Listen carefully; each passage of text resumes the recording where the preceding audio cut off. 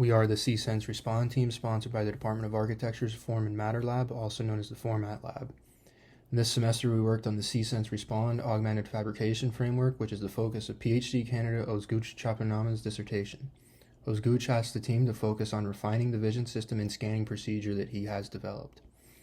This involved implementing ROS to incorporate real-time communication and designing a new EO, which stands for end-of-arm tool. The first few weeks of the project involved getting acclimated with the system and subsystems so we could identify requirements. The final requirements for the EO that we worked to with our sponsor were to develop a more durable camera tool plate. And so you can see here we have more locating features. There's this dowel pin here. There's this registry feature in the front. And then also using the 4 screws to attach it to an ATI coupler made it a lot sturdier and more durable. And then we had to improve the accessibility, maintenance, and assembly process for the whole case. We tackled this by adding this slide rail system, which allows you to easily take the top case off this tool plate feature. And we also added these doors to allow you to easily open up the case and get at the computer board that is housed inside it that you can see here. And finally, we had to re-engineer the circuit to make it more refined and eliminate dangling wires. And as you can see, the wires are much more contained over here.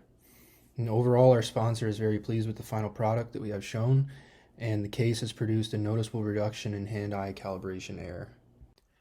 The other major subsystem in our project was ROS, and despite the name, ROS is not actually an operating system. It's just a middleware which provides software components to facilitate communication between robots and computers on a network.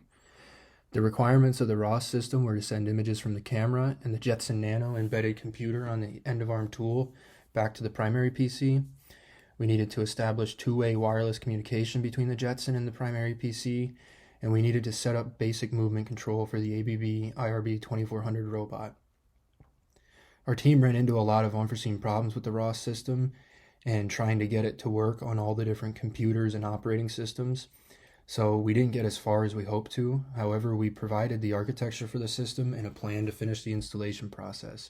As you can see here with this little video, we actually implemented the movement on a simulated robot. And so the system is very close to being done. Our sponsor is aware of the issues and he has a plan for moving forward.